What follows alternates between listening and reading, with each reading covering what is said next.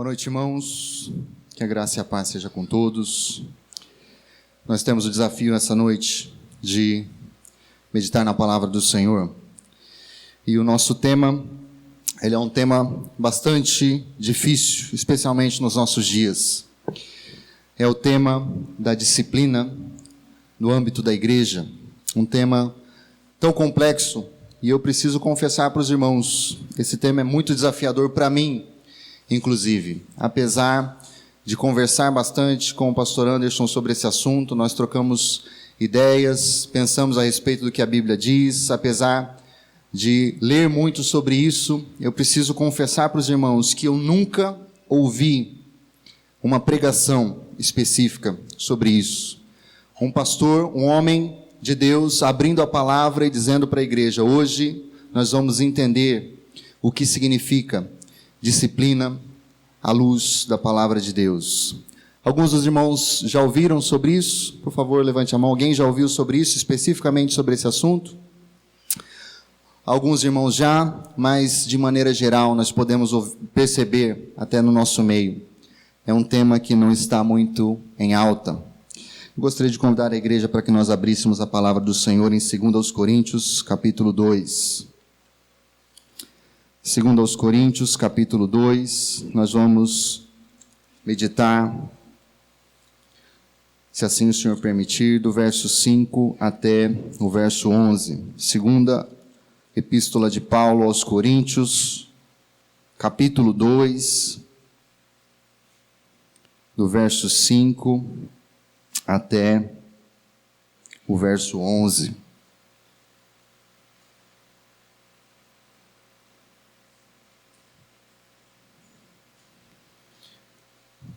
Segundo aos Coríntios, capítulo 2, do verso 5 até o verso 11, assim diz a palavra. Se alguém tem causado tristeza, não tem entristecido somente a mim, mas em parte, para não ser severo demais, a todos vós. Basta a tal pessoa a repreensão dada pela maioria. Assim, pelo contrário, deveis perdoá-lo e consolá-lo, para que não seja consumido por tristeza excessiva. Portanto, insisto convosco, que confirmeis o vosso amor para com ele. Foi por isso que também vos escrevi, para saber se por meio dessa prova sois obedientes em tudo. Se perdoardes alguma coisa a alguém, também eu lhe perdoo. Se é que tenho perdoado alguma coisa, foi por vossa causa que eu fiz na presença de Cristo, para que Satanás não leve vantagem sobre nós, porque não ignoramos as suas artimanhas. Vamos orar, irmãos, mais uma vez? Pai, nós estamos diante da Tua palavra. E nós precisamos, ó Deus, nós carecemos da iluminação do Senhor. Sem o Teu Espírito, ó Deus, nós não temos discernimento. Sem o Teu Espírito, nós não temos vida. Sem o Teu Espírito, nós não temos absolutamente nada da Tua graça, da Tua salvação, da obra perfeita de Cristo. E nós precisamos do Senhor nessa noite. Ajuda o Teu povo, ó Deus. Ajuda a Tua igreja. Nos instrui, nos corrige, nos direciona. Nos dá uma compreensão clara da vontade do Senhor acerca desse tema, que é tão difícil, ó Deus, porque ele é tão pouco abordado em nossos dias. E quando ele é pensado, muitas vezes é pensado em termos humanos e não segundo a Tua palavra. Eu peço que em nome de Jesus Cristo, o Senhor seja exaltado nessa noite, por meio dessa meditação, dessa reflexão e da proclamação da Tua palavra. Em nome de Jesus nós oramos. Amém e amém. Irmãos, esse tema é bastante difícil, porque nós percebemos que não somente na igreja há ausência de ensino muitas vezes claro a respeito do que é a disciplina bíblica, mas quando nós vamos para o mundo também, as coisas ficam um pouco piores. E talvez o grande problema seja esse. Nós aqui dentro não estamos mais pensando de acordo com a palavra de Deus, mas nós estamos começando a assimilar coisas que estão sendo ditas aí fora. E quando nós ouvimos falar sobre disciplina, isso soa tão difícil e tão pesado para nós, porque o nosso mundo, ele não tolera julgamentos e condenação. O nosso mundo não aceita isso. E não somente a condenação que diz respeito a comparecer diante de Deus. Eu trago um exemplo bem claro, e aqueles que são professores aqui talvez já tenham ouvido algo similar. Quando eu era professor e dava aula no ensino público, nós participávamos daquilo que era chamado formação continuada. E nessas formações continuadas, normalmente uma pessoa que trabalhava com a Secretaria de Educação, alguém que era renomado, alguém que estava desenvolvendo um mestrado, um doutorado na área de educação, vinha para dar um treinamento para os professores. E o grande desafio era que nós dávamos aula em um curso que era misto. Ele envolvia pessoas que eram menores de idade, ainda estavam cursando o ensino regular, mas o grande objetivo desse curso, dessa escola técnica, era formar professores para o mercado de trabalho. Formar profissionais para o mercado de trabalho. E numa dessas formações continuadas, nós fomos pegos de surpresa por uma pessoa que era da área, não da educação técnica, mas da educação formal, do ensino regular. E essa pessoa estava falando conosco a respeito do problema que existe em você dar uma prova para o aluno. E a argumentação dela era a seguinte: você não pode dar prova para o aluno, porque a prova é um tipo de julgamento. A prova, ela é classificatória. A prova cria um problema porque ela está julgando e dizendo que aquela pessoa não é apta. Então, qual é a solução? Ela dizia: nós não devemos mais olhar para esse tipo de avaliação classificatória. Nós devemos fazer somente a avaliação formativa. O que é isso? O aluno tem dificuldade, nós precisamos dar ajuda para ele que ele entenda melhor. Ele não compreendeu muito bem, nós vamos dar mais ajuda para ele que ele entenda um pouco melhor. Como nós vamos saber se ele está bom? O professor está acompanhando e dando conteúdo para formá-lo, mas nunca para avaliá-lo e dizer se ele está apto ou não para prosseguir. E eu me lembro que o desconforto era geral. Você imagina professores que não são da área de educação regular, são profissionais. E alguns profissionais, inclusive, de algumas áreas bastante delicadas. Eu lembro dos professores da eletrotécnica, pensando no que seria entregar um profissional na área de eletrotécnica sem dizer se ele está apto ou não para exercer aquilo. E aquilo me incomodava tanto que eu precisei levantar a mão e falar algumas coisas e questionar o que estava sendo dito. E eu me lembro que aquilo que eu disse ia mais ou menos nessa direção. Talvez a gente aqui não avalie o nosso aluno e diga se ele está apto ou não, mas ele não vai poder fugir disso. Quando ele sair daqui, ele vai para o mundo lá fora. E eu me lembro que eu dei esse exemplo. Imagine um aluno de eletrotécnica que não é apto para exercer o seu trabalho. Ele pode botar fogo numa residência, numa empresa, fornecer um laudo que não é correto, causar problema para as vidas das pessoas. Ele não vai ser julgado aqui, ele vai ser julgado lá fora, e talvez pela polícia ou pela justiça. Imagine se nós não julgarmos ele aqui, avaliarmos dizendo se ele está apto ou não. Quando ele sair lá fora com o seu diploma, ele vai ser julgado pelos seus colegas. E os colegas vão dizer: olha, de onde ele veio? Ele veio da escola tal. Os clientes vão julgar ele. Vão falar: olha, aquele sujeito fez porcaria. E o pior, ele vai ser julgado no mercado de trabalho.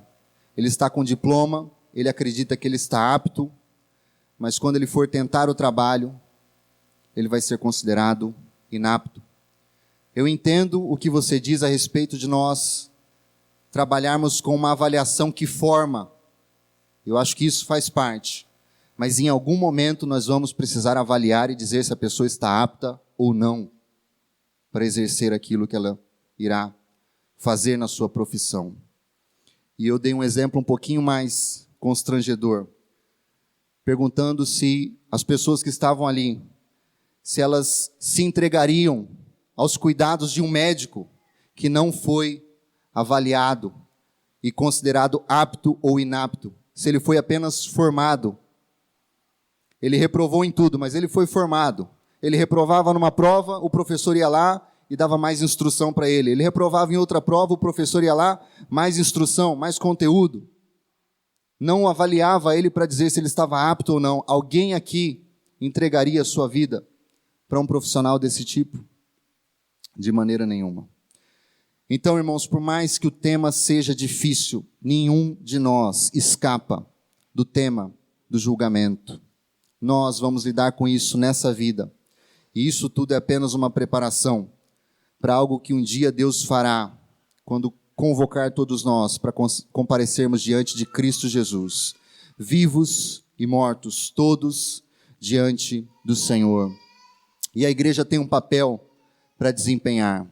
A igreja precisa lidar com esse assunto com sabedoria, com instrução, com direcionamento da parte de Deus.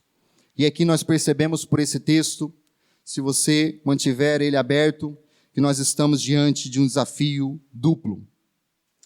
Paulo está falando aqui e abordando o tema da disciplina. Paulo está tratando dessa disciplina que ocorreu em duas vias. Se você prestar atenção no seu boletim, você vai perceber que o pastor Anderson trouxe um recorte a respeito de disciplina. Paulo está falando de uma disciplina que é formativa. A igreja precisa receber instrução, e Paulo estava instruindo a igreja sobre como deveria agir em um determinado caso que exigia disciplina. Mas Paulo também estava lidando com uma situação, um problema que exigiu a correção. Uma pessoa precisou ser excluída do rol de membros. Mas a beleza desse texto, irmãos, é que essa disciplina, ela foi eficaz e a pessoa se arrependeu. Mais para frente nós vamos ver o quanto o contexto dessa disciplina trouxe dor e sofrimento para o apóstolo Paulo. Nós vamos perceber que aqui ele estava lidando com uma situação muito, muito grave. Primeiro, um pecado individual. Depois, uma situação que envolveu um confronto contra a autoridade dele. Mas o caso foi resolvido. E se não houvesse essa disciplina, talvez nós estaríamos não hoje tendo acesso àquilo que Deus fez por meio dessa igreja, trazendo alguém que estava em pecado para a comunhão novamente. Eu gostaria de convidar os irmãos para que nós considerássemos isso. E o nosso desafio não é pensar sobre a disciplina formativa, o ensino, isso nós já temos aqui. O pastor Anderson ensina, os professores falam, nós estamos sendo formados. Deus está nos disciplinando para que nós caminhemos em uma direção. Quando eu falo para minha filha, quando você fala para o seu filho sobre ir por esse caminho, você está o disciplinando, dizendo vá e faça isso, não faça dessa maneira. Isso é disciplina formativa. Mas o nosso desafio hoje é pensar a respeito da disciplina corretiva, quando os alertas não são ouvidos e quando nós precisamos, como igreja, considerar a correção de alguém que não abandona o pecado. E aqui o grande problema é que nós precisamos limpar o terreno, irmãos, porque talvez você considere isso muito pesado, como pessoas fracas, falhas, falíveis, pecadores vão julgar umas às outras. Será que isso é certo? Será que isso deve acontecer? Eu gostaria de convidar os irmãos para que nós fôssemos para Mateus, no capítulo 18. E para que fique bem claro que nós não estamos ultrapassando a lei do amor, o grande imperativo cristão. Nós vamos ver que em Mateus 18, o próprio Senhor Jesus estabelece a disciplina como algo que deve ser feito no âmbito da igreja. Mateus capítulo 18, do verso 15 até o verso 20. Assim diz a palavra do Senhor. se teu irmão pecar contra ti, vai a sós com ele e repreende-o. Se te ouvir, ganhaste teu irmão. Mas se ele não te ouvir, leva ainda contigo mais uma ou duas pessoas, para que toda palavra se confirme pela boca de 2 ou 3 testemunhas. Se ele se recusar a ouvi-las, dize-o à igreja. E se também se recusar a ouvir a igreja, considera-o gentil e publicano. Em verdade vos digo, tudo quanto ligardes na terra terá sido ligado no céu, tudo quanto desligardes na terra terá sido desligado no céu. Ainda vos digo mais, se 2 de vós na terra concordarem em pedir acerca de qualquer questão, isso lhe será feito por meu Pai que está no céu. Pois onde 2 ou 3 se reúnem em meu nome, ali estou no meio deles. E eu não vou entrar muito a fundo nesse texto, eu vou apenas destacar alguns pontos. Para aqueles que dizem que Jesus, ele é somente inclusão, amor, abraço, aqui nós temos um Jesus que fecha a porta para algumas pessoas. E ele está fechando a porta para aqueles que permanecem no erro e no pecado. E como isso deve ser feito? E aqui eu gostaria de confrontar uma outra atitude, um outro pensamento. Existem aqueles que pensam que Jesus não veio estabelecer uma religião formal. Ele veio apenas dizer sobre o amor. Mas o que nós temos nesse texto aqui é Jesus falando do discípulo cristão, apelando para a igreja. Não é um hippie paz e amor que anda por aí e prega a paz, abraça todas as pessoas, mas alguém que entra em um conflito interpessoal e ele precisa de uma igreja para resolver esse problema. Jesus, nesse texto, exclui a possibilidade de que nós sejamos cristãos no âmbito individual, e o pastor Anderson já tem falado bastante disso. Membresia de igreja significa que nós somos representantes de Cristo na terra. Nós nos reconhecemos como aqueles que confessam a Cristo, arrependem-se dos seus pecados e confessam a Cristo. Mas aqui eu gostaria de tirar uma coisa do caminho também, porque alguns olham para esse texto e pensam apenas em uma regra que deve ser cumprida quando eu tenho um problema pessoal com o meu irmão. Isso é importante. O texto fala disso também.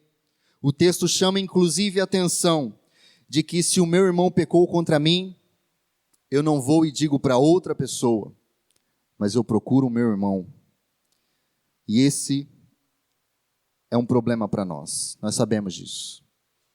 O texto fala sobre essa busca por outra pessoa que pecou contra mim. Isso é muito difícil. Mas Jesus coloca a responsabilidade sobre aquele que foi ofendido. Isso é importante, está no texto. Outra coisa que o texto mostra, se o meu irmão pecou contra mim, eu devo ir até ele para restaurar o relacionamento. Isso é importante aos olhos de Deus. O texto também fala disso. O texto mostra o passo a passo para que haja a restauração. O texto diz que isso deve envolver poucas pessoas. Primeiro vou com ele, não foi possível, eu levo mais algumas pessoas comigo, 2 ou 3. Eles podem avaliar e julgar, ver se está certo, o que está errado. Eles podem dar o parecer deles. Se a pessoa persiste no erro, aí sim eu posso levar para a igreja. E a questão passa a tomar uma outra dimensão. Mas o passo a passo mostra que há cuidado em fazer isso no particular, com algumas pessoas e depois com a igreja. E algumas pessoas olham para esse texto e só veem isso. Mas o texto vai muito mais além. O texto mostra, inclusive, que no caso de uma ofensa pessoal, eu não descarto aquela pessoa e digo que ela não é um irmão. Eu não demonizo ela, muito pelo contrário. O texto nos ensina que nós devemos ir até o irmão. E se ele se arrepende, eu ganhei o meu irmão. Isso é importante, está aqui também. Mas aquilo que é mais importante, que muitas vezes nós não percebemos, nós deixamos de lado, está no verso 17. Quando alguém se recusa a ouvir o irmão, as 2 ou 3 testemunhas, a própria igreja, ele é considerado um gentil e um publicano. E o que Jesus estava dizendo aqui é que a igreja tem a autoridade, ela tem o papel de julgar a confissão das pessoas. Se todos nós aqui confessamos a Cristo, e em algum momento há uma inconsistência entre a nossa profissão de fé, nós dizemos que amamos ao Senhor, nós cantamos louvores a Ele, mas se existe alguma inconsistência, o último estágio desse julgamento é a igreja, é o povo de Deus, e a igreja faz um julgamento público, e ela declara publicamente se aquela pessoa pertence ou não ao rebanho de Cristo. Bom, mas e os locais onde já não temos mais uma igreja, onde a coisa está tão pervertida, tão confusa? Esse é um outro problema. O que Jesus está dizendo aqui é que as verdadeiras igrejas, as igrejas que ouvem a voz dele, querem caminhar debaixo da sua direção, elas têm um papel a cumprir. Elas devem julgar a confissão das pessoas. Elas fazem isso por meio do batismo. Irmãos, isso é muito sério. Quando nós estamos como igreja votando alguém para ser batizado, nós estamos como igreja assumindo esse papel e dizendo: nós reconhecemos que aquela confissão é verdadeira. Aquela pessoa nasceu de novo. Aquela pessoa tem o Espírito Santo. Aquela pessoa foi transformada.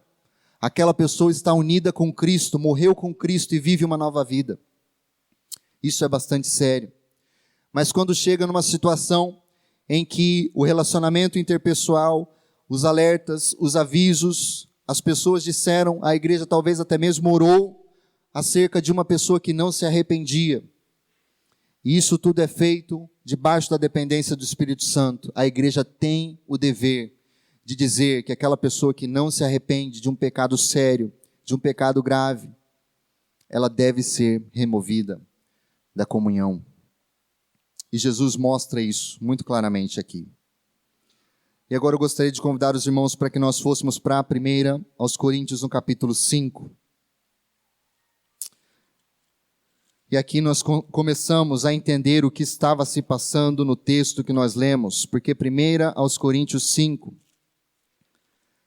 nos aponta uma situação que exige também disciplina. 1 aos Coríntios, capítulo 5, do verso 1 até o verso 5.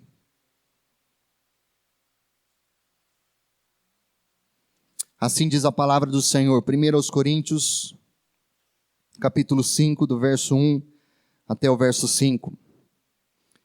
De fato, ouve-se que há imoralidade entre vós, e imoralidade do tipo que nem mesmo entre os gentios se vê, a ponto de alguém manter relações sexuais com a mulher de seu pai. E estáis cheios de arrogância. Não devis, pelo contrário, lamentar e expulsar do vosso meio quem cometeu isso. Embora eu esteja ausente fisicamente, estou presente em espírito, e já julguei quem fez isso, como se estivesse presente. Quando vos reunirdes em nome do Senhor Jesus, e eu estando convosco em espírito, junto com o poder de nosso Senhor Jesus, entregai esse homem a Satanás para a destruição da carne, para que o espírito seja salvo no dia do Senhor Jesus. E aqui nós temos o apóstolo Paulo falando de algo muito sério, que acontecia na igreja de Corinto, e era notório, todos sabiam, e as pessoas do lado de fora da igreja também sabiam, e havia um indivíduo que estava tendo relações incestuosas com a mulher de seu pai. Isso era tanto proibido pela lei judaica, quanto pela lei romana. E diante desse crime grave, desse problema tão grave, de alguém de dentro da igreja confessando o nome de Cristo e vivendo nisso, sem arrependimento, o apóstolo Paulo dá a sua sentença. Quando vocês tiverem uma assembleia, quando vocês se reunirem, tomando o nome de Cristo Jesus, entreguem esse homem a Satanás. Ele está fazendo a mesma coisa que Jesus falou. Ele está dizendo a mesma coisa que Jesus disse. Julguem, porque eu já julguei. ele está sem se arrepender. A porta do reino está fechada para aquele que permanece no seu pecado. Isso é público, é notório, e ele não se envergonha. Quando vocês se reunirem sob o nome do Senhor, entreguem esse homem a Satanás. Isso é muito sério, é muito pesado para os nossos olhos hoje em dia. Nós pensamos sobre toda essa situação, o constrangimento, o nome dessa pessoa. Alguns podem até pensar, como eu já ouvi várias vezes, nós não podemos disciplinar, porque de repente vem um processo em cima da igreja. Mas Paulo não está preocupado com isso. E nós vamos ver que Paulo pagou um preço muito alto por ele fazer essa declaração. Mas aqui ele está fazendo a mesma coisa que Jesus fez. Ele está dizendo que a igreja tem autoridade para julgar. Só que o grande problema aqui para nós é, será que Paulo não pulou as etapas? Será que Paulo não deveria ter mandado uma pessoa, depois feito uma comissão, elejam uma comissão, vão lá, abordem essa pessoa, vejam qual o problema, falem com ela, e depois, se ela não se arrepender, vocês excluem ela? Será que Paulo não falhou nisso? Isso é uma coisa que nós vamos ver que não. Mais para frente nós vamos pensar nisso. Eu só quero que fique bem claro para esse momento, que nos dois casos há uma afirmação de responsabilidade. A igreja, como no caso da membresia, é também chamada a julgar a profissão de um cristão, a profissão de fé de um cristão que está abandonando os caminhos do Senhor e se nega a se arrepender. E aqui eu gostaria de dar uma descrição muito clara do que é a disciplina bíblica, para que os irmãos entendam. Em termos bem específicos e formais, a disciplina eclesiástica é o ato de excluir um indivíduo da membresia da igreja e da participação da mesa do Senhor. Não se trata de proibir que ele frequente os cultos públicos da igreja, trata-se da declaração manifesta da igreja, de que não pode mais apoiar a validade da profissão de fé desta pessoa, chamando-a de cristã. Trata-se da recusa em oferecer a ceia do Senhor a ela. Trata-se da excomunhão da pessoa. E os dois textos que nós lemos falam abertamente disso. E aqui eu vou apenas relembrar os irmãos sobre essas duas vertentes de disciplina bíblica que nós entendemos, a formativa e a corretiva. Pelo ensino, nós estamos sendo disciplinados domingo após domingo. Deus está declarando a vontade dele para nós, está nos dando um caminho, está dizendo para nós, não saiam desse caminho. Por meio da palavra, por meio dos exemplos de outros irmãos, nós estamos sendo disciplinados e formados para ir em uma direção. E nós, muitas vezes, temos dificuldade com esse outro aspecto, que é a disciplina corretiva. Mas a disciplina corretiva, ela se dá pela repreensão do pecado, em particular ou abertamente. E aqui eu vou dar apenas um exemplo de uma disciplina que não é a disciplina da exclusão, mas é uma chamada de atenção pública. Um texto muito conhecido que se encontra lá em Filipenses, quando o apóstolo Paulo diz para duas irmãs da igreja: rogo a Evódia e a Sintique que sintam o mesmo no Senhor. Eu rogo para essas duas irmãs que elas pensem a mesma coisa, que elas tenham o mesmo sentimento, que elas caminhem na mesma direção. Isso é disciplina. Paulo está repreendendo e Paulo está corrigindo publicamente. Mas nós aqui estamos tratando do último estágio da disciplina bíblica, o estágio da exclusão da membresia. Então, aqui nós encontramos um outro dilema para entender o que é a disciplina. Porque muitas vezes nós só pensamos nessa disciplina quando ouvimos essa palavra. A disciplina que é formal, a disciplina que é da exclusão.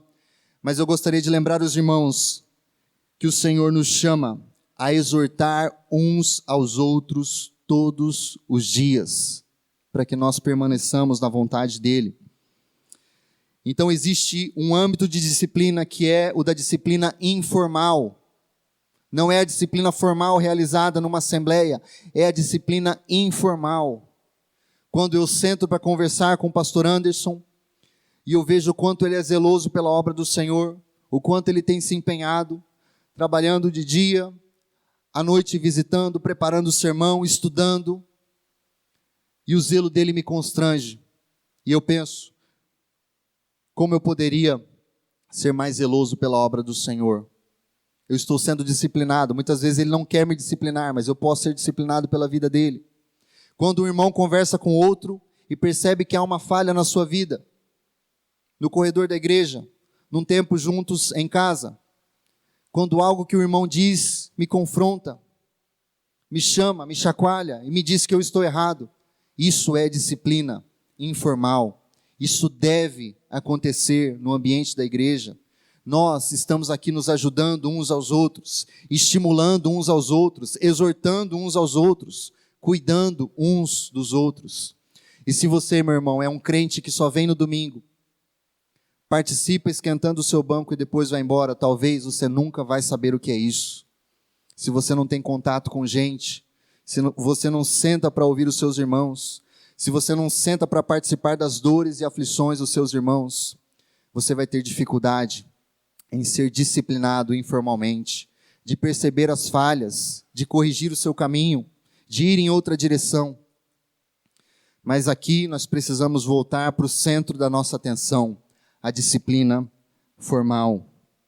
Na maioria das vezes, o que acontece no ambiente da igreja é a disciplina informal. É essa relação onde nós vemos os nossos erros e somos desafiados a crescer. Mas também fica aberta a porta para essa disciplina que é formal. É a disciplina final, onde nós somos lembrados por Deus de que se existe alguém que fez as pazes com o pecado, ele precisa ser lembrado que haverá um dia, um julgamento. E se ele não abandonar o seu pecado, ele será condenado naquele dia. Nós vemos que os exemplos de relacionamento na igreja, muitas vezes, nos lembram diariamente da nossa luta contra o pecado. A disciplina formal, porém, ela ocorre quando nós não estamos mais lidando com aqueles pecados que são esperados. Você vai pecar, meu irmão, eu vou pecar. Nós pecaremos de diversas maneiras. O texto de Tiago, no capítulo 3, verso 2, vai dizer que nós tropeçamos de diversas maneiras, nós tropeçamos em muitas coisas. Isso é esperado do cristão. Mas a disciplina formal, ela só acontece quando nós saímos do pecado esperado para o pecado inesperado. Para aquilo que não se espera do cristão. E o que não se espera do cristão é que ele faça as pazes com o seu próprio pecado.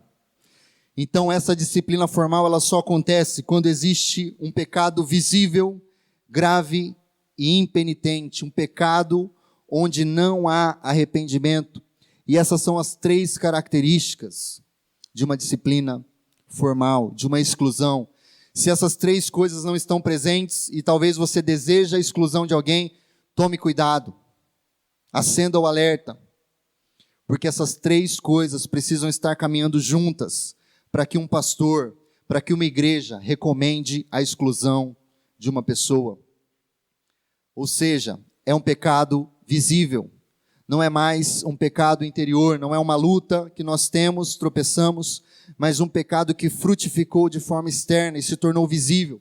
A igreja não é chamada a ter olhos de raio-x, nós não podemos julgar o orgulho do pastor, mas nós podemos julgar quando o pastor fala de uma forma que talvez seja orgulhosa, quando o irmão fala de uma forma orgulhosa. Nós não somos chamados a julgar pecados invisíveis. Então, no caso da exclusão, da disciplina formal, esse é o primeiro aspecto, mas ele precisa dos outros 2. Precisa ser visível, precisa ser algo sério, algo muito grave, algo que foge da nossa compreensão. E no caso de Corinto, nós vamos perceber que a coisa caminha nesse sentido. Não é um pecado corriqueiro. É necessário lembrar, irmãos, que na igreja nós somos desafiados a exercitar um amor que cobre uma grande quantidade de pecados.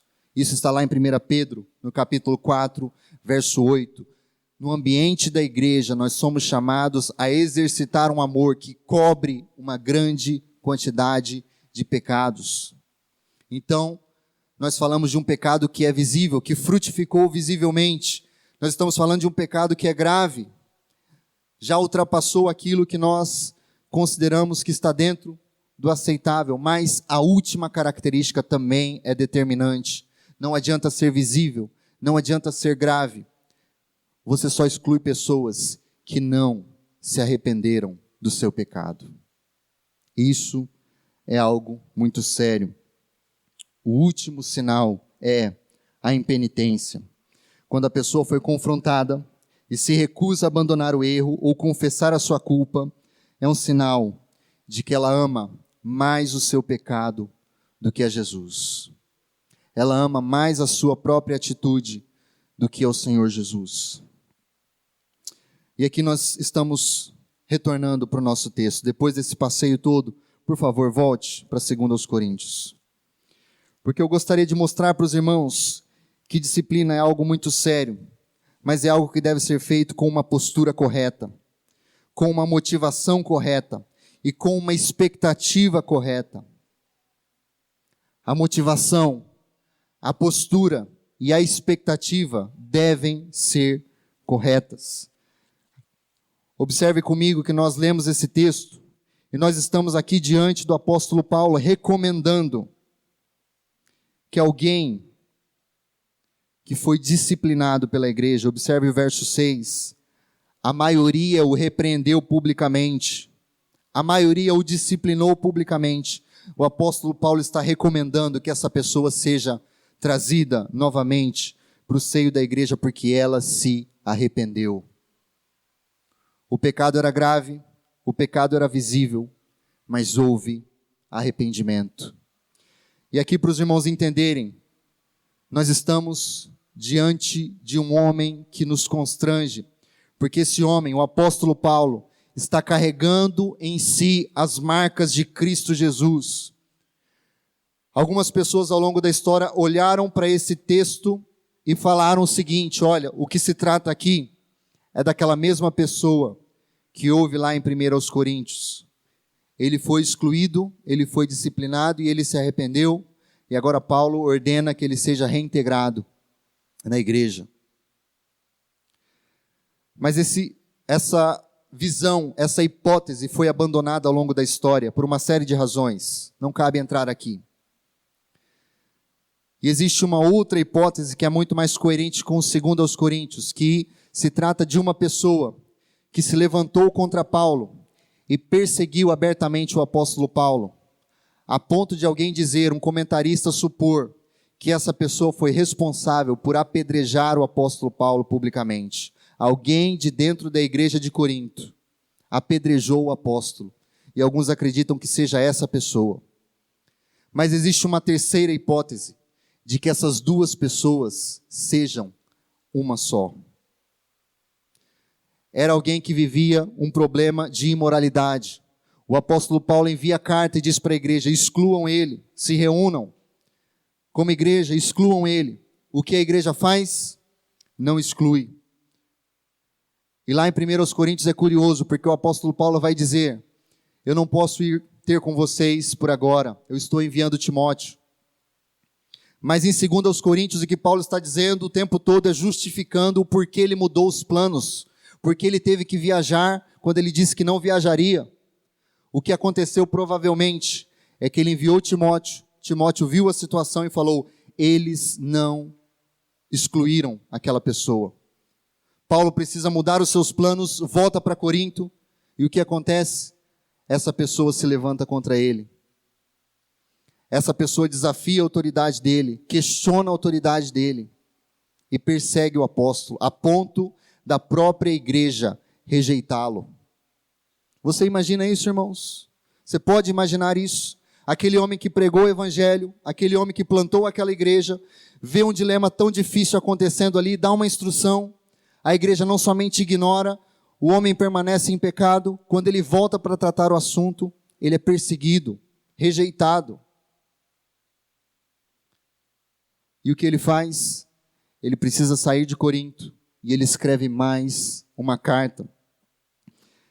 E aqui nós vemos que o apóstolo Paulo fala diversas vezes da severidade com que ele escreveu para a igreja de Corinto.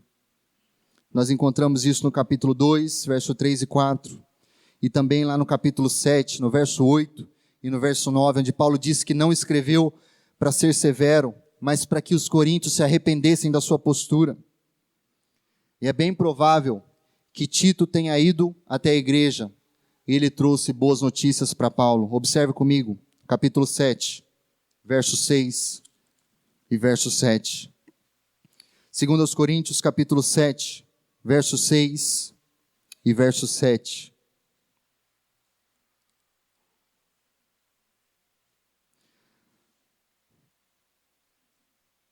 No meio de toda essa situação, rejeição, perseguição, lutas, angústias, Paulo diz o seguinte: mas Deus, que dá ânimo aos abatidos, nos trouxe ânimo com a chegada de Tito. Ele nos trouxe ânimo não somente com a chegada de Tito, mas também com o ânimo que Tito recebeu de vós. Ele nos relatou da vossa saudade, das vossas lágrimas, da vossa preocupação por mim, de modo que me alegrei ainda mais. O que aconteceu?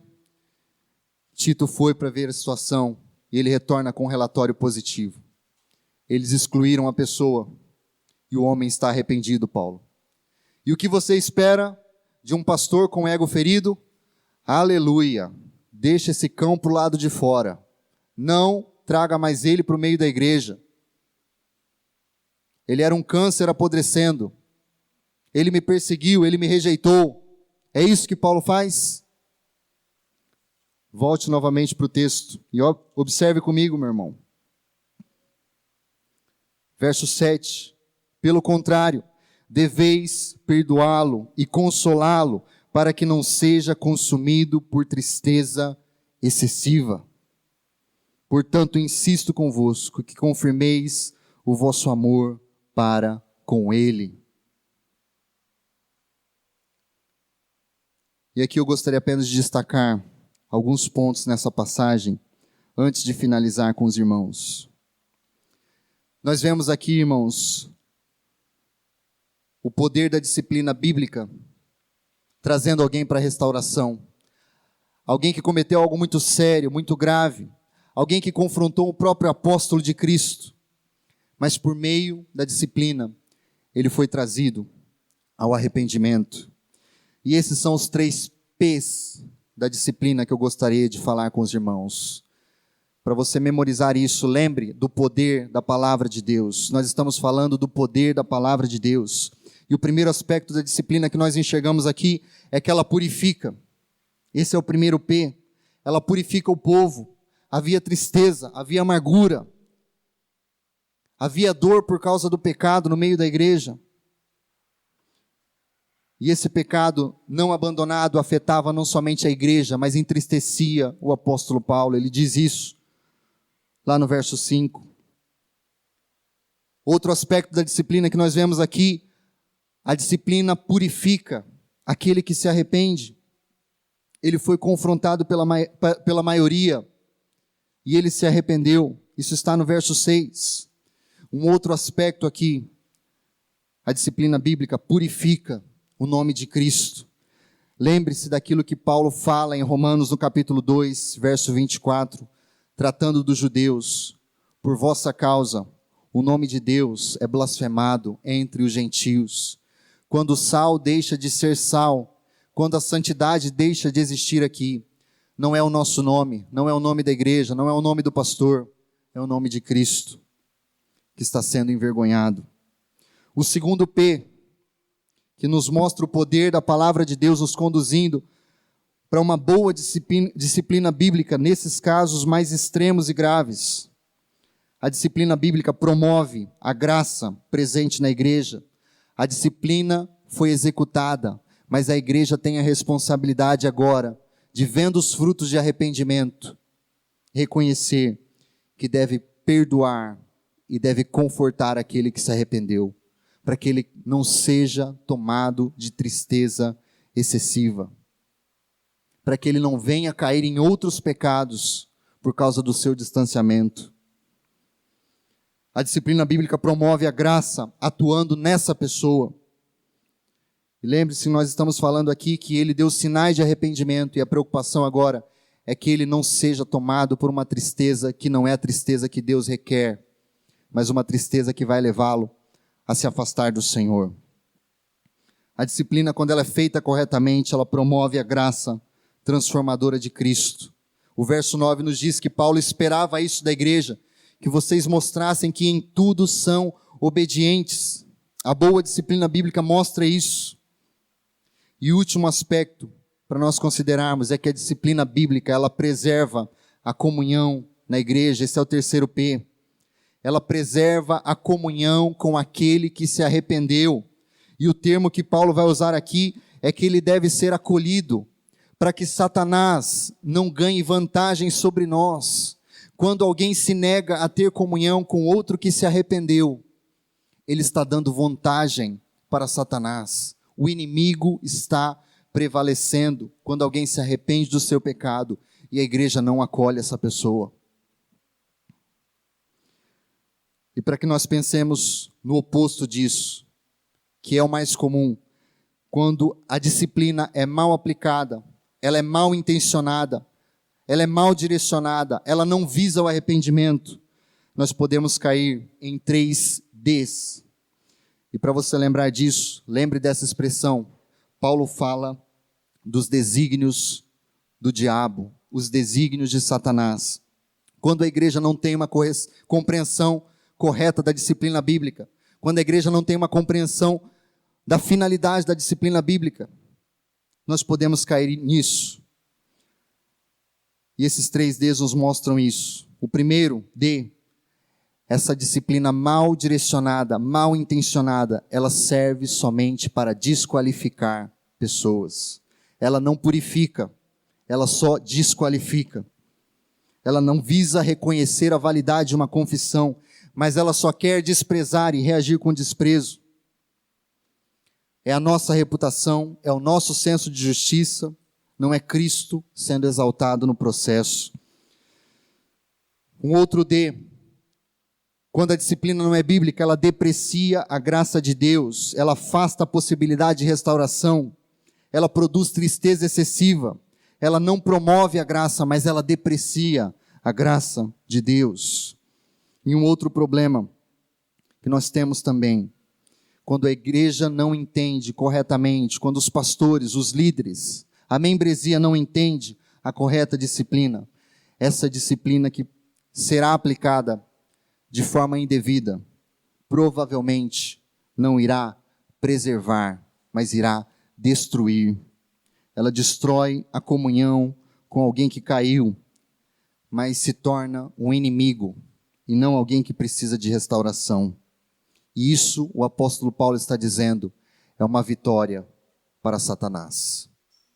Satanás ganha vantagem sobre isso. Eu gostaria de finalizar com os irmãos, apenas lendo um trecho muito tocante, que me desafia e desafia os irmãos a pensar sobre o nosso papel como igreja do Senhor.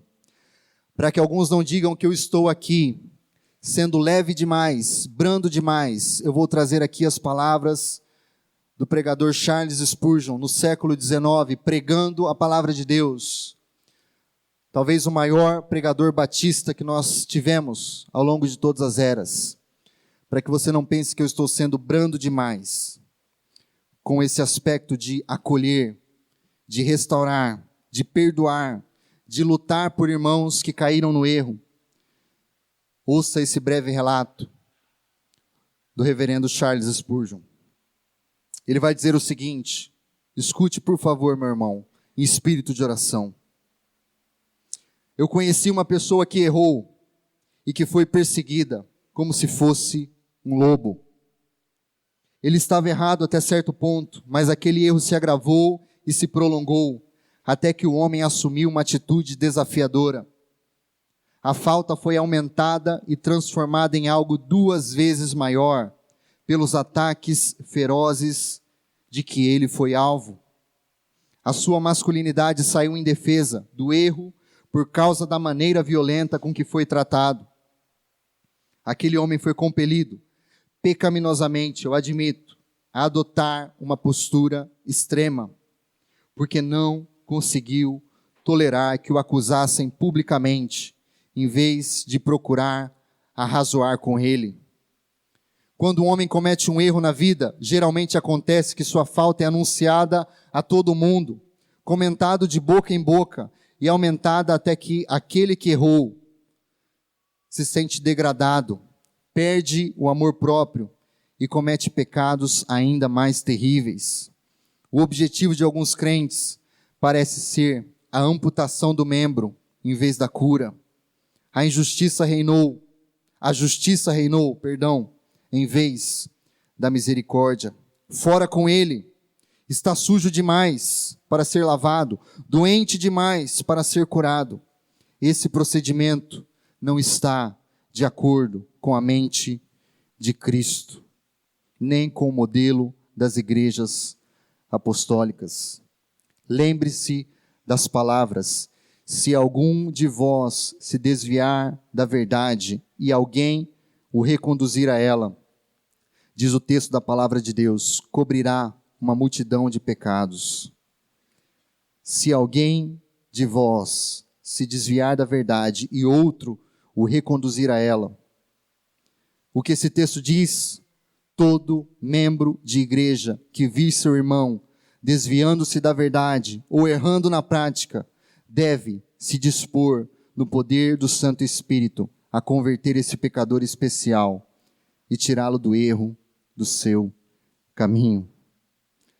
Trazer um apóstata pode não parecer algo tão esplendoroso quanto salvar uma meretriz, uma prostituta, um bêbado, mas aos olhos de Deus, esse não é um milagre menor da graça divina, nem um conforto pequeno para quem foi usado como instrumento. Busque então aqueles dentre nós que se desviaram, busque aqueles que permanecem na congregação, mas desgraçaram a igreja e estão postos à parte, e com razão, por não tolerarmos sua impureza. Busque-os com orações, com lágrimas e súplicas, para que porventura Deus lhes conceda arrependimento, para que possam ser salvos. Que Deus nos dê graça a meditar em tudo isso e assumir a nossa responsabilidade. Vamos orar. Peço que a igreja se coloque em pé.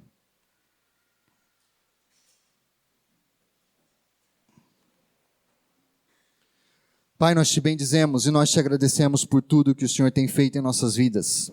Se nós estamos aqui preservados hoje, é pela graça do Senhor. Se nós não estamos na lama, não estamos nos alimentando da comida dos porcos, é porque o Senhor nos chamou à santa comunhão. O Senhor nos trouxe à mesa, o Senhor nos lavou. E o que nos diferencia, tão somente dos de fora, é a graça perdoadora e transformadora do Senhor. Nos ajuda a proclamar, a insistir, a anunciar, ó Deus, que há sim um juízo, mas que Cristo se ofereceu em nosso lugar na cruz do Calvário e recebeu a justa punição, a justa condenação.